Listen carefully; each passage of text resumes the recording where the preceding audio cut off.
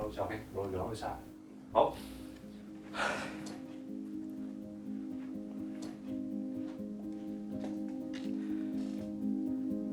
光年本身係 OK 還好，唔緊張。但我見到大家咁認真地做嘅時候，我就開始有啲緊張。呢條片始終會做3年啊嘛，我好驚有啲問題咧，我冇辦法可以好講得好完整啊。光年2024，你叫咩名咧？我叫 Sunny， 我喺靈光工作室嘅職位係計劃統籌，今年24歲。我哋靈光工作室嘅 followers 有45個，因為我哋啱啱先開，好勁啊！咩都未鋪已經有45個 followers。我係到呢一刻都仲係未有我專屬嘅工作台，但係我亦都唔需要呢張工作台。咁我就係中意周圍坐，甚至乎有時會坐喺地下。我翻工一定要帶嘅係我個腦。我發現我近期成日都會喺 office 唔見嘢，然後我每一日就喺 office 度揾我自己嘅嘢。你問得好好呢個問題。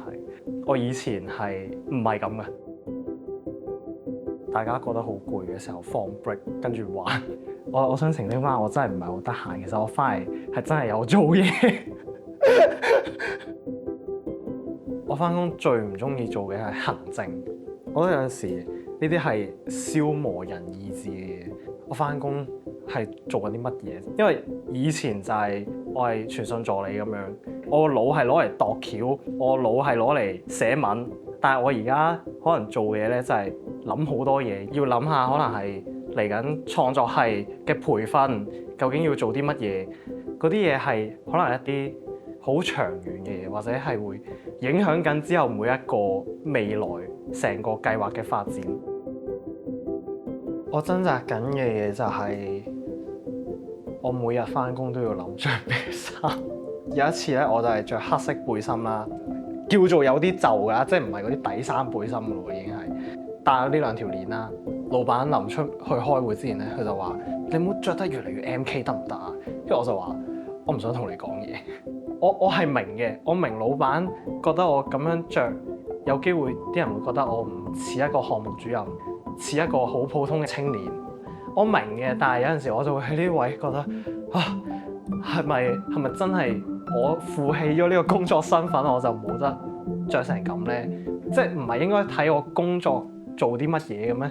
唔係睇我點樣打扮噶嘛。近期我自己最中意聽嘅一首歌係陳健安嘅《仍然是那個少年》啊。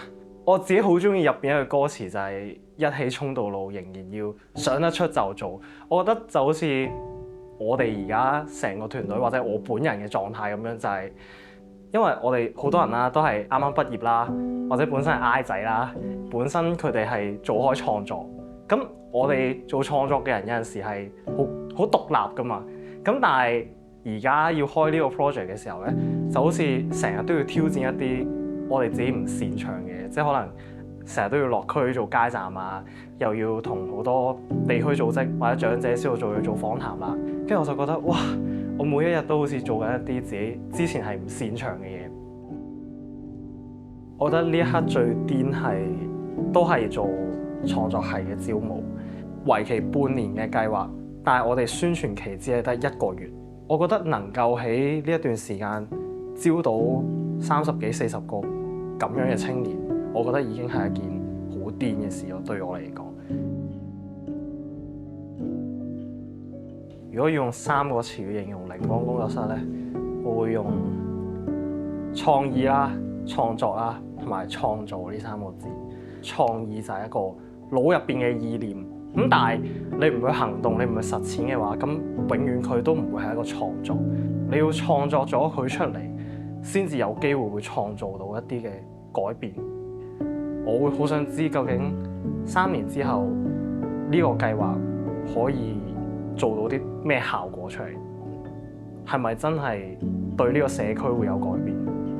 係咪真係會令到公眾對於數碼議題有多咗認識，或者甚至乎多一份嘅理解？哇！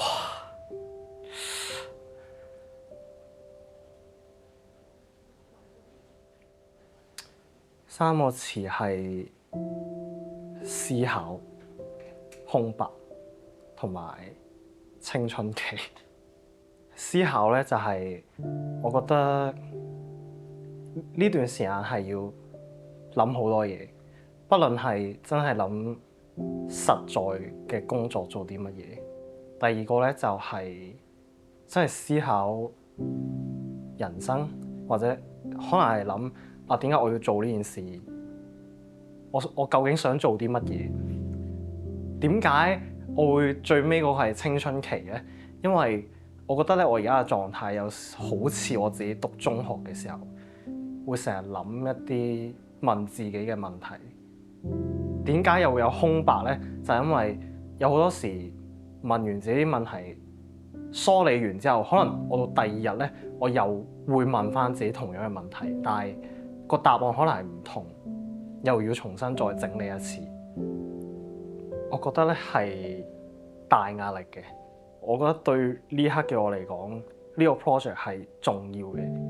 我自己唔係社福界出身，我自己本身係讀 commute 嘅，由 support 嘅角色變成一個主導嘅角色，其實對我嚟講係一個好大嘅挑戰。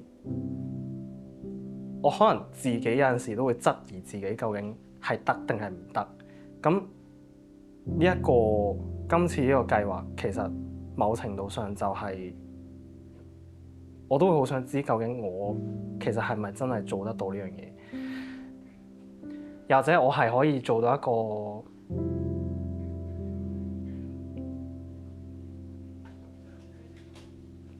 等我一陣。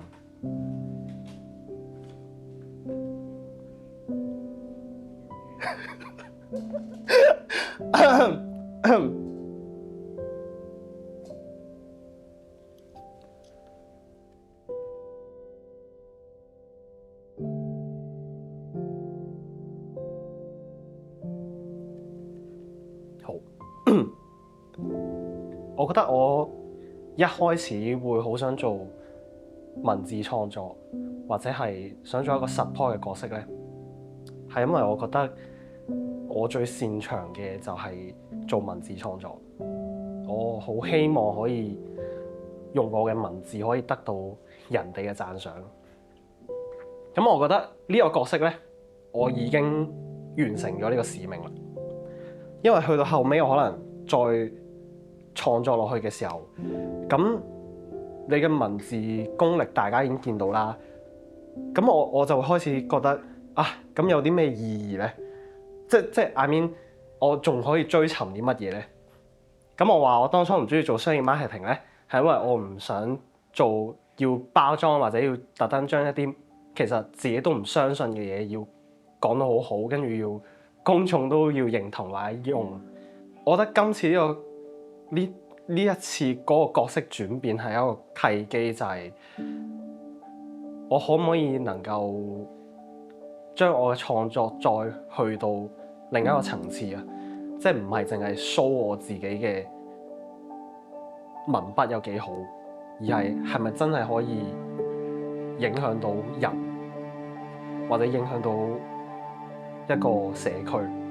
我覺得我就係想證明俾人睇，我係可以靠呢啲看似係一啲好蠢或者好堅持無謂嘅嘢，但我依然係可以成功。我覺得呢一個地方都係俾緊呢一樣嘅感覺我咯。佢哋堅持青年城社區有無限可能性㗎嘛。雖然我而家好似背書咁樣背出嚟，咁但係呢個的而且確係呢一度嘅信念。又或者我哋靈光工作室啦，我哋靈光工作室就係我哋信全信創作，除咗展現到個人嘢之外，都係可以影響到社區啊嘛。可能對於外界或者對於好多人嚟講，可能呢啲咪就係蠢嘅嘢咯。我就係想證明俾人睇，就算做蠢嘅嘢都係有機會係會得咯。呢個得唔一定係有結果咯，係你過程入邊有冇盡力，或者有冇對得住你自己，或者對得住一啲嘅宗旨或者價值。係，所以我覺得就算辛苦都要繼續做，就係呢個原因。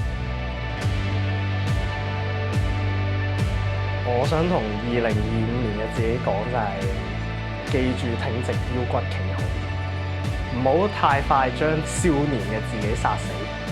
因為少年嘅你都有好多好好嘅地方。相信自己係一個真誠嘅人，同埋相信呢個團隊會喺我有任何難過或者困難嘅時候會撐住你。係，希望你會記得呢幾句説話。好，係啊。光年2024，我哋2025年再見。